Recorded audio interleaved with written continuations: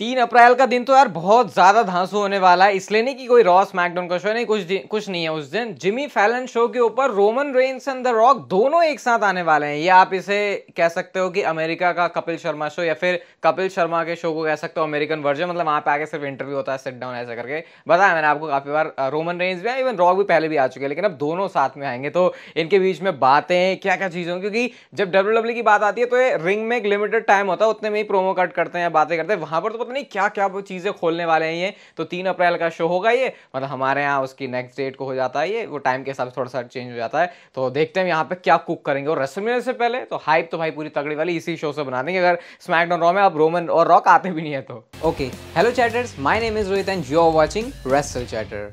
Welcome है guys आपका voice of wrestling के एक और नए एपिसोड में। और सबसे पहले डब्ल्यूडब्ल्यूई स्पीड के बारे में आपको बता देता हूं। नहीं, ये वाला स्पीड नहीं है जो कि करामाती हरकतें करते रहते हैं। ये है स्पीड डब्ल्यूडब्ल्यूई का, जो मैंने आपको पहले ही बताया था कि डब्ल्यूडब्ल्यूई इसको डार्क मैच में टेस्ट कर रही है। तो अब इसको ऑफिशियली अनाउंस कर दिया गया है। कोरी ग्रेव्स इसको इंट्रोड्यूस करते हैं कि स्पीड डब्ल्यूडब्ल्यूई का कॉन्सेप्ट रहने वाला है। 3 मिनट के यहाँ पर मैचेस होंगे, उसी के अंदर सारे सुपरस्टार्स को अपनी जो भी है, जाइल है, कोई एथलेटिक है, इसमें बहुत ज्यादा पावर है, सब कुछ उनको वहीं पर शोकेस करना है। और इवन ये भी पता चला, जो मेरे को पहले नहीं पता था और ना हिंट मिल रहे थे इसके, कि डब्ल्यूडब्ल्यूई यहां पर स्पीड चैंपियनशिप भी लेके आने वाली है। अभी डिजाइन वगैरह कुछ नहीं पता है इसका, शायद कोई टूर्नामेंट से डब्ल्यूडब्ल्यूई करने वाली है। और सही में इवन आप कह सकते हो रॉ स्मैकडाउन से ज्यादा कई बार ऐसा हो सकता है आपको स्पीड में मजा आए, क्योंकि वो जब 3 मिनट का टाइमर चल रहा होगा ना, और अब सुपरस्टार्स को पता है कि हमको इतने टाइम में ही ये मैच जीतना है, तो उस टाइम पर जो इंटेंसिटी है मैच की वो काफी ज्यादा बढ़ जाएगी। अब ऐसा नहीं होने वाला कि यहाँ पर, मुझे ऐसे लग रहा है, अभी असम्पशन है मेरी, कि सेथ रॉलिंस या कोडी रोड्स ये सुपरस्टार कंपीट करेंगे, इनके लिए नहीं है। ये उन सुपरस्टार्स के लिए या फिर उन नए टैलेंट्स के लिए है जो कि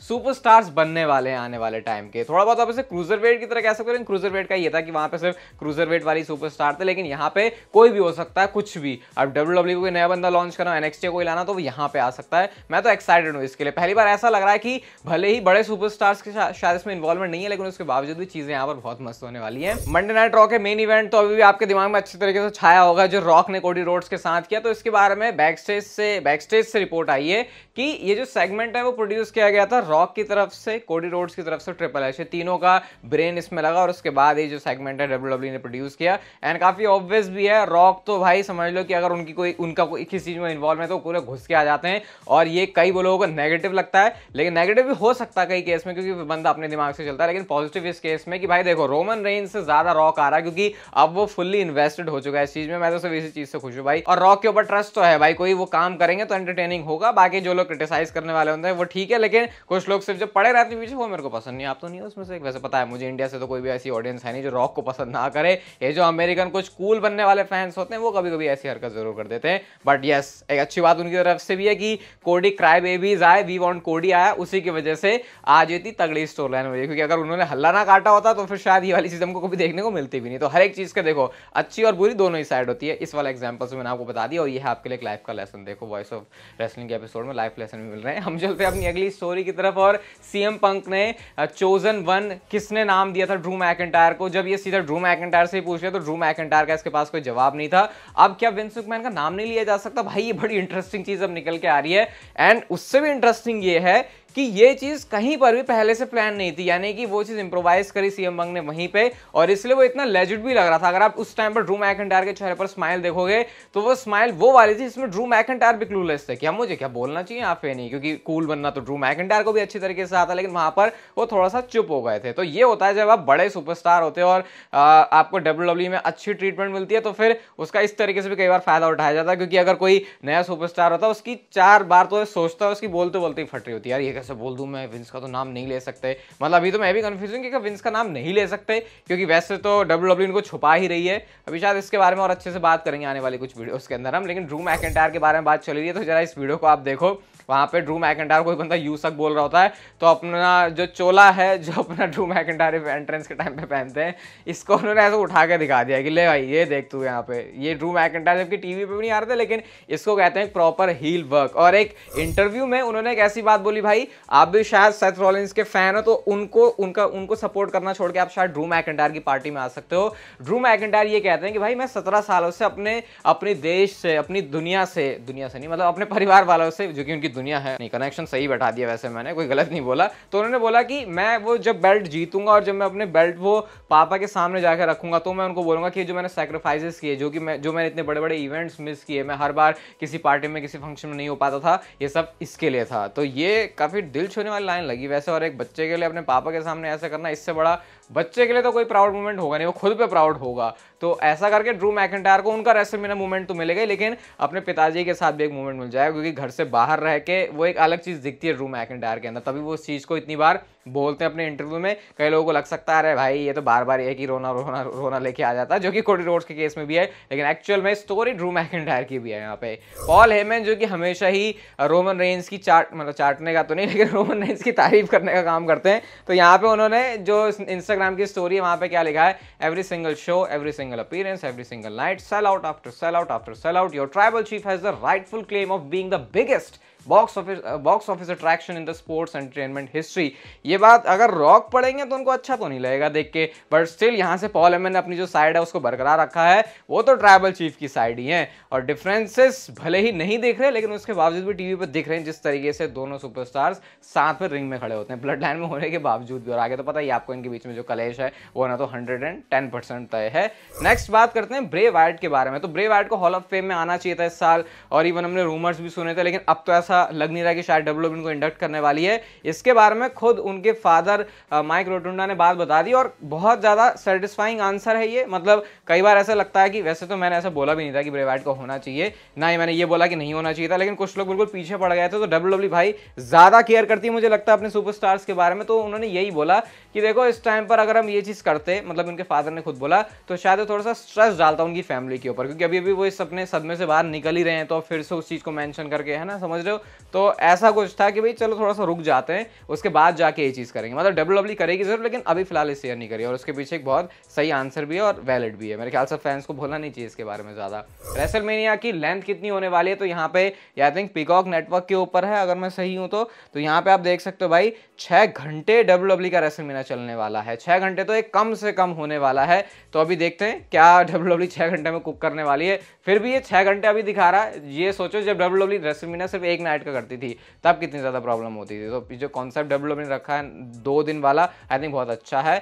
थोड़ा सा वक्त ज्यादा हो जाता है मेरे लिए, मैं बस यही कहना चाहूंगा इसके बारे में। इस बार तो बैठक भी नाइट 1 के लिए, तो फिर नाइट 2 में तो और भसड़ होने वाली है। मतलब उसका सारा जो हैंगओवर है, हैंगओवर तो नहीं, हाँ हैंगओवर ही हो जाएगा वैसे जो बैठक में होगा। फिर नेक्स्ट होगन के बारे में ये पता चला कि डब्ल्यूडब्ल्यूई ने उनको भी कांटेक्ट किया है, हल्क होगन को, कि वो रेसलमेनिया के अंदर आएंगे। अभी मुझे नहीं पता डब्ल्यूडब्ल्यूई उनके लिए कितना इंपॉर्टेंट रोल रखने वाली है, लेकिन मैं अपना ओपिनियन दूं इसके ऊपर तो यार देखो पुराने सुपरस्टार से मैं तो इतना कनेक्ट नहीं कर पाता क्योंकि लाइव उनको देखा नहीं। स्टोन कोल्ड के केस में वो चीज अलग है। और स्टोन कोल्ड के बारे में आपको यही बताया था कि डब्ल्यूडब्ल्यूई ने उनको प्रपोजल ऑलरेडी दे भी दिया कि भाई जनाब जरा आओ, अपनी तशरीफें लेके आओ रेसलमेनिया में, तुम भी थोड़े से 4 चांद लगाओ हमारे शो के लिए। इवन डब्ल्यूडब्ल्यूई ने शायद कुछ मर्चेंडाइज भी प्रिपेयर किया इसके लिए। तो ऑलमोस्ट यहाँ से ये तो लग ही रहा है कि भाई स्टोन कोल्ड स्टीव ऑस्टिन तो हैं ही रेसलमेनिया में। और फिर जॉन सीना भी उस ट्रेलर में थे, ट्रक में थे। अगर आप एक्टिव चैटर में तो आप समझ जाओगे मैं क्या बात कर रहा हूँ। तो रेसलमेनिया में लेजेंड्स और सरप्राइजेस भी होने वाले हैं इस साल। शायद इस बार में हमको इस बार डिसअपॉइंटमेंट नहीं मिलने वाली। रेसलमेनिया की बात चल रही है तो जरा और बात कर लेते हैं रेसलमेनिया का स्टेज कैसा होने वाला है। सबसे पहले मैं आपको ये वाला ट्वीट दिखाता हूं जिसमें ये देखो यहाँ पर एक M है, यहाँ पर एक A है, जो कि ऑब्वियसली रेसलमेनिया के M और A पड़े हुए हैं। और इसको काफी ज्यादा सिमिलैरिटी दिख रही है हमको जो रेसलमेनिया के इससे पहले स्टेज रहे 28 और 31 के अंदर। अब आपको मैं एक वीडियो के थ्रू दिखाता हूँ। यहाँ पे भाई आप देख सकते हो कैसे जो कंस्ट्रक्शन का काम है वो चल रहा है। और यहाँ पे जो स्टेज है उस पर देखो एक ऐसा रैम्प सा कुछ बना हुआ है, ऐसा W जैसा। तो शायद ये X और L को रखने के लिए है। पीछे एक स्क्रीन भी नजर आ रही है और साथ में ये जो फॉन्ट है, जो लेटर हैं, जो टेक्स्ट हैं वो भी रखे हुए हैं। तो कुछ तो ऐसा होने वाला है जहां पर रेसलमेनिया लिखा होगा, जो मैंने आपको इससे पहले फोटो में दिखाया। और फिर पीछे शायद एक स्क्रीन होने वाली है। एटलीस्ट अभी यहां से तो ये पता चल रहा है। और अगर इसको देखा जाए तो जो बेस है वो तो थोड़ा छोटा है, लेकिन ऐसा नहीं है कि ये छोटा होगा स्टेज। हो भी सकता है क्या पता छोटा हो, लेकिन इसके ऊपर काफी कुछ चीजें से डब्ल्यूडब्ल्यूई ऊपर से निकाल देगी। और रेसलमेनिया का स्टेज जैसा होता है बहुत हद तक वो भी चीज लोगों के दिमाग में छाप छोड़ता है कि उनको वो रेसलमेनिया कैसे लगी थी। जैसे जब मेरे को रेसलमेनिया 35 की याद आती है तो मेरे को दिमाग में आती है वो सिर्फ एक बड़ी सी स्क्रीन, वो स्टेज के नाम पे से वही था। तो वो बिल्कुल एंट्रेंस में मजा ही नहीं आता। लेकिन अब जब ऐसा स्ट्रक्चर होता है ना, तो किसी भी सुपरस्टार के लिए स्पेसिफिक एक ऐसी कमाल की एंट्रेंस बना सकते हैं ये जो देखने में और भी ज्यादा कूल लगती है। मतलब स्टेज का इतना, अबे क्या बता रहा हूँ मैं, होता है तभी WWE हर बार कलाकारी करती है, वरना एक ही लोगो एक ही स्टेज हमेशा ना छाप लेती। तो ये कुछ WWE कर रही है अभी इसकी कुछ और वीडियोस भी आएंगे, सब कुछ आपको पता चलेगा। तो भाई देखो नीचे, सब्सक्राइब किया है फिर नहीं, अब रोड टू रेसलमेनिया का सीजन चल रहा है भाई, रेसलमेनिया आ ही रही है, अभी सब्सक्राइब नहीं करोगे तो कब करोगे? तो एक बार वीडियो पॉज करके सब्सक्राइब करो, वरना बाद में आप लोग भूल जाते हो। नेक्स्ट बात करते हैं निक नेमेथ यानी कि जिगलर के बारे में, जिन्होंने एक स्टेटमेंट दिया है रॉक और रोमन रेंस के बारे में। इसके बारे में वैसे तो हमने थोड़ी सी बात पहले भी करी है, लेकिन इस दिग्गज ने इसके बारे में क्या कहा है वो भी सुन लेते हैं। उन्होंने बोला कि ये जो रॉक वापस आया ना, इसने रोमन रेंस को सही में एक छोटा भाई, एक लिटिल ब्रदर की तरह दिखाया है। वो बोलते हैं हमको सबको पता है ये स्टोरी जो है वो इस तरीके से दिखनी है, लेकिन जब रॉक आ रहा है तो ओवरशैडो हो जा रही हैं चीजें, और रोमन रेंस जो वो गॉड मोड में वैसे चल रहे थे अब वो नजर नहीं आ रहा। यार देखो, मैं अगर इसके बारे में बोलूं, मुझे लगता है अगर रोमन रेंस खुद टीवी पे ज्यादा आते तो शायद ये चीज नहीं होती। अब तो वो पूरा लग रहा है जैसे रॉ में भी आ गए थे वो, अब रोमन रेंस भाई खुद ही नहीं आ रहे हैं। मुझे नहीं पता, इस पॉइंट पे आई थिंक ये बिल्कुल बनता है क्रिटिसाइज करना रोमन रेंस को, क्योंकि जब रॉ भाई मैंने बोला ना रेसलमेनिया, अब नहीं आओगे तो कब आओगे? अब तो एटलीस्ट सारे शोज में आ सकते हो। वो रेयर उस चीज को रखना मुझे लगता नहीं किसी भी तरीके से एक वैलिड रीजन होगा उनका बोलना फैंस का। इवन मैंने भी बोला कि चलो भाई रेयर रहता, लेकिन यहाँ पे कोई रेयर वेयर मैं तो नहीं सुनने वाला भाई। और जब रॉक जैसा बंदा कर रहा तो फिर अब और इससे ज्यादा क्या ही बोलेंगे। तो जिगलर ने भी कुछ ऐसा कहा है, इसके बारे में कुछ आपके थॉट्स है तो बताना। आज की नेक्स्ट फाइनल स्टोरी ये है एक फोटो, जहां पे आप देख सकते हो क्या मस्त फोटो लग रही है ये, मतलब मस्त तो छोटा वर्ड हो गया इसके लिए, बिल्कुल मामा रोड्स भी वो बेल्ट में देख रहा है वो और भी ज्यादा कूल लग रहा है। लेकिन जब मैंने इस फोटो के नीचे कुछ कमेंट जाके पढ़ा तो मुझे नजर आया भाई कि यहाँ पे पीछे लोगों ने नोटिस किया है कि ब्रॉक लेसनर की फोटो है उस ट्रक में, उस ट्रेलर में।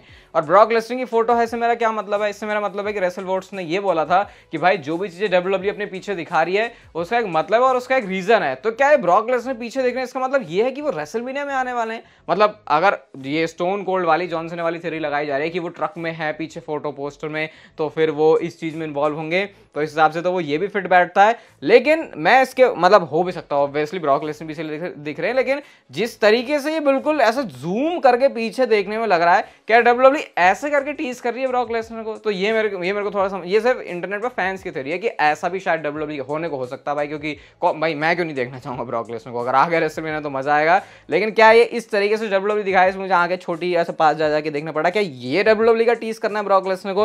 ये थोड़ा सा मुझे अटपटा जरूर लग रहा, हो सकता है भाई। और अगर ये है तो भाई इससे बढ़िया बात तो कोई है नहीं। कहाँ देखो सामने रॉक और कोडी हैं बिल्कुल फोरग्राउंड में, और बैकग्राउंड में अगर ब्रॉक लेसनर ये WWE का तरीका ऐसे करने, क्योंकि भाई ब्रॉक लेसनर को मिस तो हम लोग कर रहे हैं। अभी एलिगेशंस वाली चीज चल ही रही है साइड में, कुछ प्रूव नहीं हुआ तो तब तक कुछ ऐसे बातें बोलने का फायदा तो है नहीं। पॉजिटिव ही रहें तो वो अच्छा रहेगा, क्योंकि नेगेटिव बातें फिर करने का फायदा होता नहीं है। एंड रेसलमेनिया चले तो भाई मस्त सारा सीन तो है ही। अगर आपको थोड़ी सी भी मस्त वीडियो लग गई है तो भाई लाइक करके जरूर जाना। स्क्रीन पर अभी आपको क्रिकेट चैनल की वीडियो दिख रही है तो उसे भी जाके देख सकते हो। और तब तक फिर लेते रहो जिंदगी के मजे।